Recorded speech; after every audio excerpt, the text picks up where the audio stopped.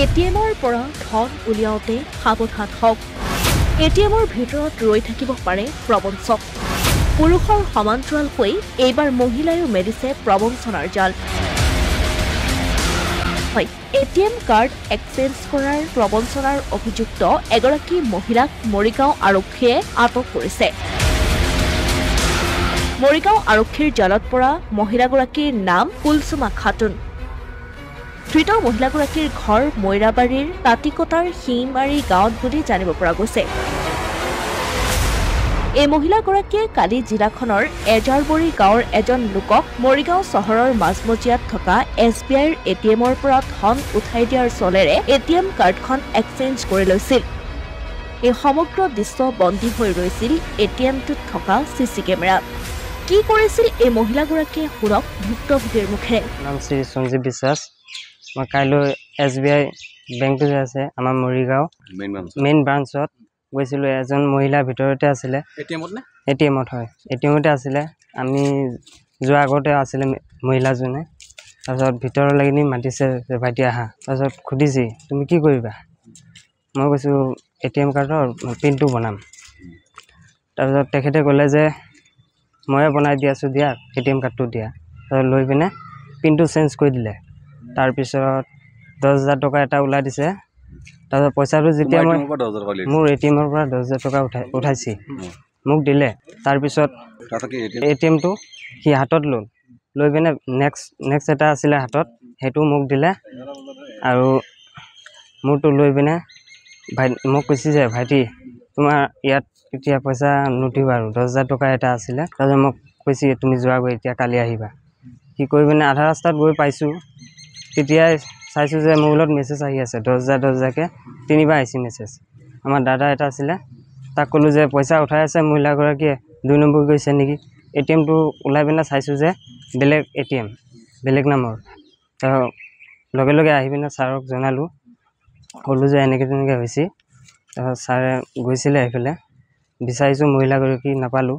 বেলেগ ব্ৰাঞ্চত গৈছিলে, এই আগত আছিলে যে এটা ব্ৰাঞ্চ তাত গৈছিলে। তাৰপিছত বিচাৰি নাপালোঁ। আজি মহিলাগৰাকী পাইছে। আজি এটিএমটো পোৱা নাই, তাতে আছে পইচা আছে 30,000। উল্লেখ্য যে CCTV কেমেৰাৰ ভিজুৱেলৰ ওপৰত ভিত্তি কৰি মৰিগাঁও আৰক্ষীয়ে শনিবাৰে নিশা কৰায়ত্ব কৰে মহিলাগৰাকীক। মহিলাগৰাকীক কৰায়ত্ব কৰাৰ পাছতেই পোহৰলৈ আহিছে বহু তথ্য। এয়াই প্ৰথম নহয়, মহিলাগৰাকীৰ হাতৰ পৰা আৰক্ষীয়ে জব্দ কৰিছে 25খন এটিএম কাৰ্ড। সম্প্ৰতি মৰিগাঁও জিলা আৰক্ষীয়ে মহিলাগৰাকীক সোধা পোছা অব্যাহত ৰাখিছে। মৰিগাঁৱৰ SBIৰ যিটো মেইন ব্ৰাঞ্চৰ তলত থকা যিটো এটিএম, সেই এটিএমত যোৱাকালি এটা এটিএম এক্সচেঞ্জ কৰাৰ এটা ঘটনা সংঘটিত হৈছিল। এটিএমটো এক্সচেঞ্জ কৰি পেলাই ল'ৰা এজনৰ পৰা সৰ্বমুঠ 30,000 টকা উলিয়াই লৈ গৈছিলে।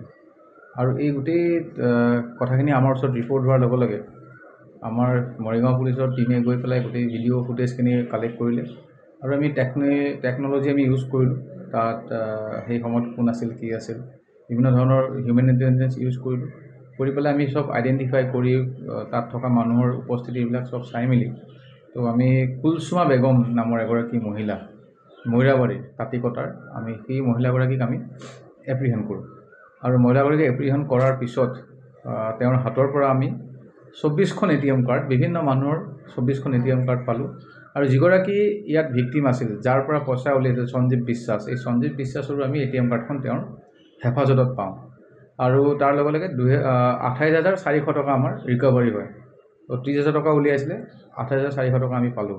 আৰু বিভিন্ন যিবোৰ এটিএম কাৰ্ড আছিলে, সেইবোৰ এটিএম কাৰ্ড আমি চেক কৰোঁতে দেখিলোঁ যে বিভিন্ন মানুহৰ এইবোৰ এটিএম কাৰ্ড। আৰু আমি এতিয়া যিখিনি আমি সোধ-পোছ কৰিলোঁ, এই মহিলাগৰাকীয়ে পূৰ্বতেও এবাৰ লাহৰীঘাটত এই ঘটনাটো সংঘটিত কৰিছিলে। অকল আমাৰ জিলাতেই নহয়, আমাৰ ওচৰৰ দাঁতিকাষৰীয়া জিলাবিলাকতো এই এটিএমৰ ভিতৰত থাকি পেলাই এনেকৈ কিছুমান যেতিয়া নজনা মানুহ আহে বা বয়োজ্যেষ্ঠ মানুহ আহে, যি এটিএমখন ভালকৈ চলাব নাজানে, সেই মানুহবিলাকক এওঁলোকে ৰখি থাকে এটিএমৰ ভিতৰত সোমাই পেলাই। নিজে অলপ জনা পেলাই দেখা লয়, এক্সপাৰ্ট টাইপ দেখুৱাই পেলাই পটককৈ থাউকতে এটিএমখন চেঞ্জ কৰি পেলাই পইচাটো উলিয়াই লৈ লয়। আৰু পিছত মানুহজনে গম নাপায় যে তেওঁৰ পইচাটো, আৰু মেছেজবিলাক আহি থাকে যে পইচাবিলাক ওলাই লৈ গ'ল। পিছতহে গম পায় যে মোৰ পইচাখিনি নাইকিয়া হৈ গ'ল। অসমীয়া প্ৰতিদিন ডিজিটেল সংবাদ মৰিগাঁও।